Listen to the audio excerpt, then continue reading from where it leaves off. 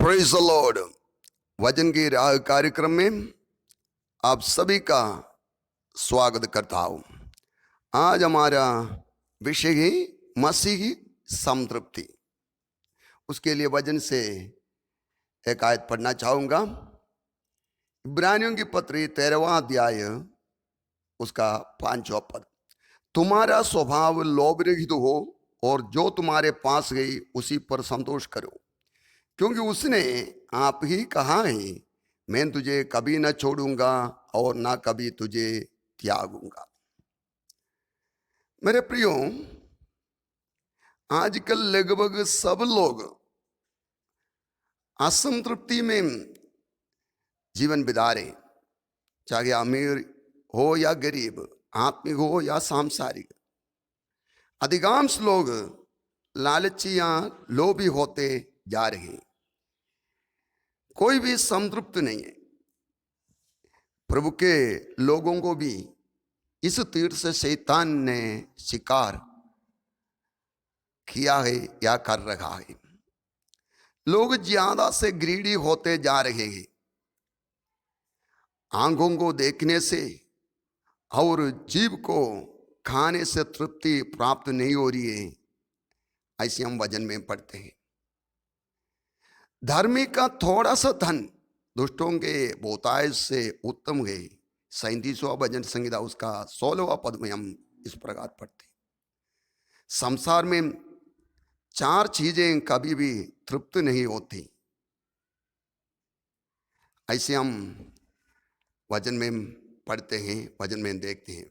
वे हैं अधोलोक, बांझ की कोख, भूमि और आग। नीति वचन 30 का 15। कुछ लोग इनके समान ही कोई संतृप्ति या संतुष्टि जीवन में नहीं है। हालेलुया। मसीह संतृप्ति का रहस्य आत्मीय संतृप्ति है। प्रभु पर भरोसा रखने से एक प्राप्त होती है। सांसारिक संपन्नता या बहुतायत से एक प्राप्त नहीं होती। इसलिए भजनकार दाऊद 23वें भजन संहिता में कुछ इस प्रकार कहता है, यहोवा मेरा चरवाहा है, मुझे कुछ गट्टी ना होगी। और आगे कहता है, और मेरा कटोरा उमन रखा है। 36वां भजन संहिता 8वां पद में हम इस प्रकार पढ़ते हैं, तेरे भवन की उत्तमता से हम तृप्त होंगे। Praise the Lord. प्रेरित पौलुस अपनी अनुभव से इसका थोड़ा और खुलासा करते हुए हम देखते हैं। वह कहता है, मैंने एक सीखा है कि जिस दशा या अवस्था में मैं हूं उसी में संतोष रखूं। हर एक बात और सब दशाओं में मैंने तृप्त होना सीखा है। जो मुझे सामर्थ्य देता है उसमें अर्थात यीशु में मैं सब कुछ कर सकता हूं।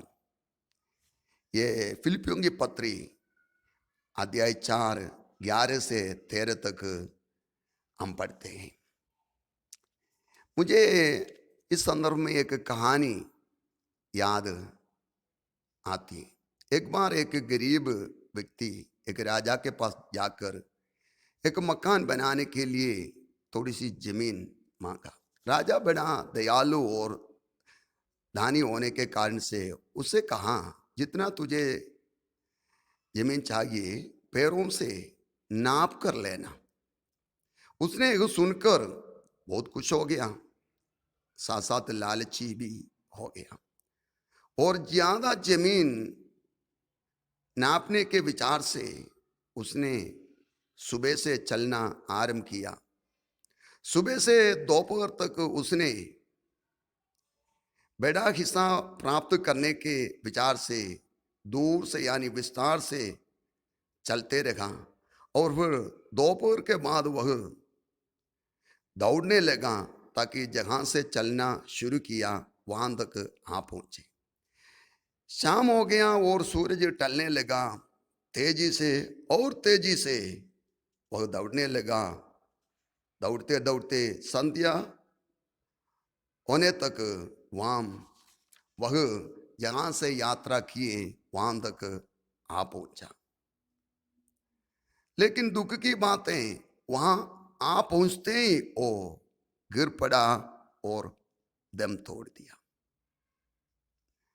कई बार लोग इस प्रकार के मूर्खता के कार्य करते हैं, विश्राम किए बिना दिन रात मेहनत करके भाग दौड़ करके कमाते हैं, आखिर आखिर उन आशीषों को अनुभव किए बिना या आत्मा के लिए कुछ किए बिना खत्म हो जाते हैं, जीवन लीला समाप्त हो जाती।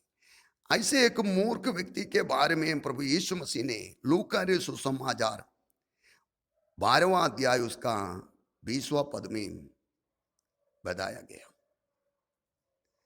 मेरे प्रियो, यहां पर इस पत्रिका जो लेख ये कहते हुए हमें प्रभु पर निर्भर रहने के लिए, संतृप्ति से जीवन जीने के लिए समझा रहे, बता रहे। तुम्हारा स्वभाव लोभ रहित हो और जो तुम्हारे पास गई उसी पर संतोष करो, क्योंकि उसने आप ही कहा गई, मैं तुझे कभी न छोड़ूंगा और ना कभी त्यागूंगा। हालेलुया। और तीमुथियुस की पहली पत्री में, तीमुथियुस की पहली पत्री उसका 6वां अध्याय चैप्टर 6 में प्रेरित पौलुस आगे वो कहता है, ये 6 से लेकर हम पढ़ेंगे तो विस्तार से हमें समझ में आएंगे। पर संतोष सहित भक्ति बड़ी कमाई है, क्योंकि ना हम जगत में कुछ लाए हैं और ना कुछ ले जा सकते हैं। यदि हमारे पास खाने और पहनने को हो तो इन्हीं पर संतोष करना चाहिए। पर जो धनी होना चाहते हैं वे ऐसी परीक्षा और फंदे और बहुत सी व्यर्थ और हानिकारक लालसाओं में फंसते गए, जो मनुष्यों को बिगाड़ देती है और विनाश के समुद्र में डुबा देती है। क्योंकि रुपए का लोभ 100 प्रकार की बुराइयों की जड़ गई, जिसे प्राप्त करने का प्रयत्न करते हुए बहुतों ने विश्वास से भटककर अपने आप को नाना प्रकार के दुखों से चलने बना लिया है। देखिए मेरे प्रियो, ये धन दौलत के पीछे भागते भागते हमें हमारे जीवन बर्बाद नहीं करना चाहिए, क्योंकि प्रभु कहता है तुम्हारा स्वभाव लोभ रहित होना चाहिए। वो वायदा करता है, मैं तुझे कभी ना छोड़ूंगा, कभी ना तुझे त्यागूंगा। इसी प्रकार हमारी चिंता करने वाला, हमारे लिए रास्ता खोलने वाला यदि प्रभु हमारे लिए जीवित है, उस प्रभु पर हमारा भरोसा है। जैसे 127वां भजन संहिता के 2 पद में प्रभु अपने प्रियों को नींद देता है। उसका दूसरा एक अनुवाद कुछ इस प्रकार है, नींद में देता है।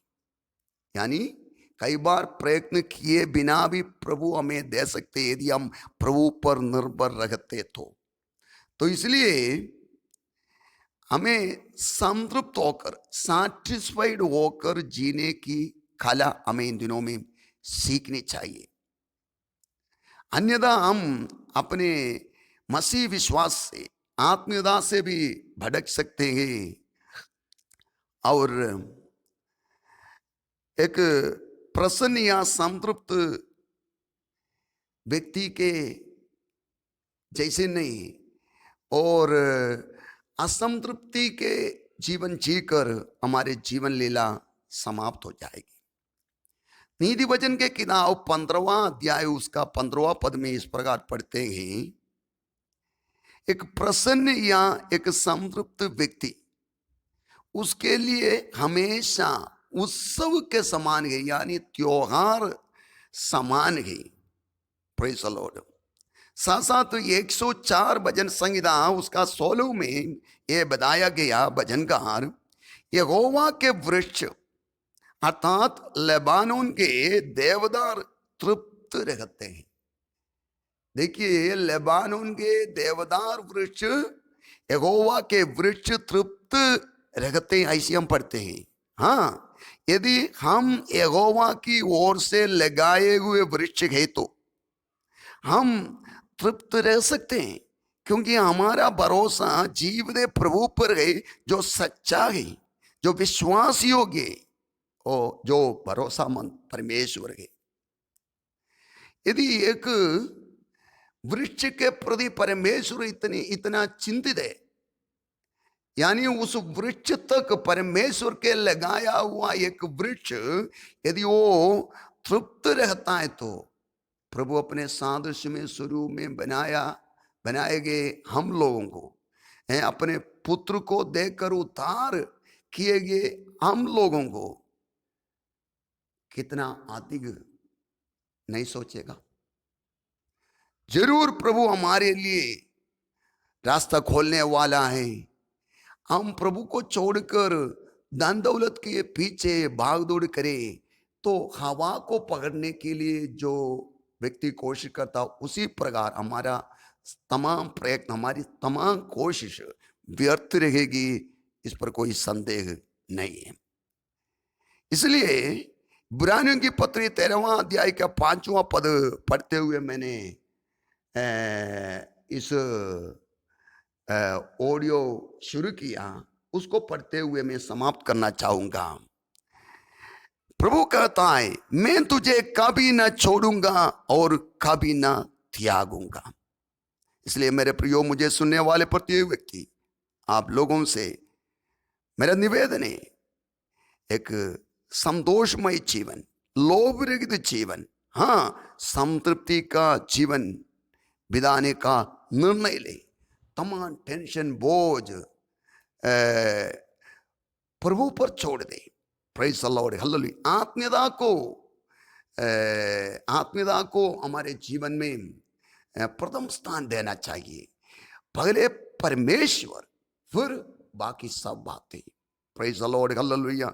यीशु मसीह ने कहा मत्ती सुसमाचार अध्याय 6 उसके 33वें पद में, पहले तुम ढूंढो ईश्वर का राज्य और उसकी धार्मिकता, उसके साथ ये सब चीजें तुम्हें प्राप्त होगी। विश्वास योग्य सच्चा परमेश्वर, हालेलुया, प्रभु पर निर्भर रहते जीवन बिताते, विश्वास योग्य अपने प्रजा, अपने लोगों के लिए जिस पर उसने कहा उस प्रकार करने वाला है, करने में वो सक्षम गई। इसलिए तमाम टेंशन को दूर करते हुए, हालेलुया, मसीह संतृप्ति के साथ जीवन बिताकर प्रभु को प्रसन्न करते हुए आगे बढ़े। इन वचनों के द्वारा प्रभु में आशीष दे। आमीन।